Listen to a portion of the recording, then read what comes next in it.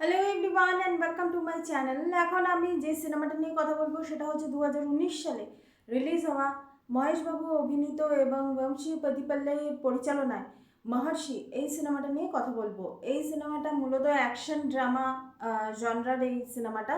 এখানে মুখ্য চরিত্রে অভিনয় করেছেন মহেশবাবু, আলারি নরেশ, পূজা হেগড়ে সহ অনেকে, এবং একটা বিশেষ চরিত্রে জগপতি বাবু এখানে অভিনয় করেছেন।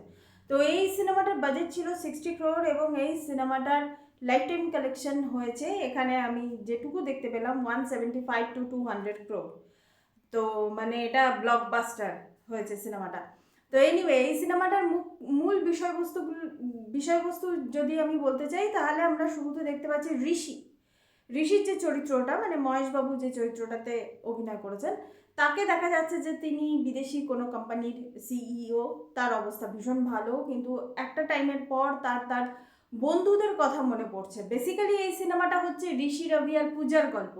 তাদের কলেজ টাইমটা, সিনেমার ফার্স্ট হাফের কথা যদি আমি বলি, তাদের কলেজ টাইমটা যে সময়টা দেখানো হয়েছে ওই সময়টা কিন্তু দেখতে বেশ ভালো লাগে। তিনজনের মধ্যে বন্ধুত্ব, তিনজনের মধ্যে ছাড়াছাড়ি কিভাবে হয়, এবং ঋষি আর পূজার মধ্যে যে একটা সম্পর্ক তৈরি হয়, মানে পূজা মানে ঋষির লাভ ইন্টারেস্ট হিসাবে এখানে পরিচালক দেখিয়েছেন। তো তারপর তাদের মধ্যে কি করে ছাড়াছাড়ি হয় সেই জিনিসটা এই সিনেমাতে দেখানো হয়েছে। কিন্তু তারপরে হঠাৎ করে কলেজের মধ্যে এমন কিছু ঘটনা ঘটে যার জন্য, কি ঘটনা ঘটে সেটা দেখার জন্য আপনাদেরকে সিনেমাটা দেখতে হবে।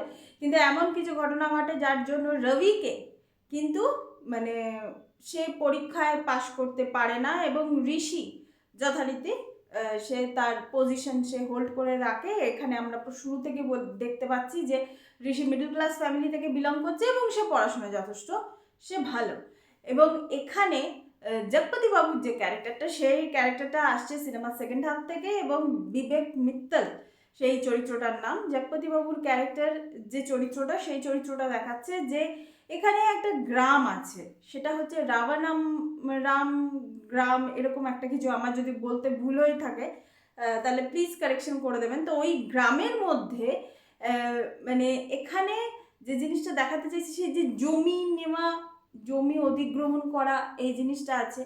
এখানে আর্টিফিশিয়াল ইন্টেলিজেন্সের মাধ্যমে অপারেটিং সিস্টেমকে জেনারেট করা আছে, তার সঙ্গে সঙ্গে আবার দেশীয় পদ্ধতিতে কৃষি কিভাবে করব, চাষ কিভাবে করব, সেটাও কিন্তু এখানে দেখানো হয়েছে। খুব সুন্দরভাবে এখানে দেখানো হয়েছে। কিন্তু অবশ্যই আমি নেগেটিভ পয়েন্টে বলবো যে এই যে দেশীয় পদ্ধতিতে কিভাবে চাষ করতে হয়, সেই চাষের পোর্শনটা যদি একটু ভালোভাবে দেখানো হতো না, তাহলে আমার মনে হয় সেটা খুব ভালো হতো। যে ধর্নায় বসা, মানে মানে দিনের পর দিন রবির যে স্ট্রাগলটা, সেখানে ঋষি চলে আসে, পূজা চলে আসে, তারা এসে বন্ধুকে কিভাবে এখানে সাহায্য করছে। তো এই সব জিনিস নিয়ে অনেক ঘটনা বহুল এই সিনেমাটা। তো এই নিয়ে আপনাদেরকে হোল্ড করে রাখবে সিনেমাটা, প্রথম কথা। আর দ্বিতীয় জিনিস হচ্ছে যে যেহেতু অনেকগুলো ঘটনা আছে এবং প্রত্যেকটার সঙ্গে ইন্টারকানেক্টেড, তো সেই হিসেবে আপনার মনে হবে না যে স্ক্রিন প্লেটা কোথাও গিয়ে ড্রপ করেছে, ওইভাবে আপনাদের মনে হবে না। আমি এটা বলছি না যে এক্সট্রা অর্ডিনারি একটা মাস কমার্শিয়াল সিনেমা, না সেটা নয়। কিন্তু এই সিনেমাটাতে কিন্তু সেই রকমভাবে যে অ্যাকশন বা অন্য কিছু আছে সেটা আমি বলবো না। আছে, অ্যাকশন আছে, কিন্তু ওই রকমভাবে নেই।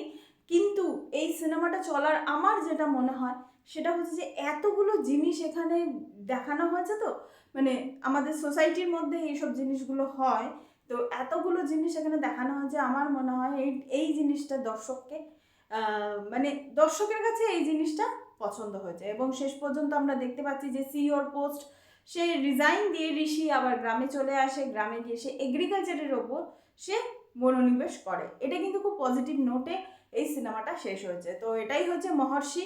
তো মহর্ষি কাকে বলে আমরা এটা সবাই জানি। তো এই মহর্ষির মানেটা এই পুরো সিনেমাটা জুড়ে কতটা বহন করে চলেছে সেটা দেখার জন্য এই সিনেমাটা আপনাদেরকে ইউটিউব নয়তো অন্যান্য যেসব ওটিটি প্ল্যাটফর্ম আছে, আমি ইউটিউব থেকে দেখেছি, অন্যান্য ওটিটি যে প্ল্যাটফর্মগুলো আছে সেই প্ল্যাটফর্মে আপনারা সার্চ করলে পেয়ে যাবেন। তো এটাই ছিল আমার reaction. Thank you so much, that's all. Please keep watching and please subscribe my channel. Till then, good by.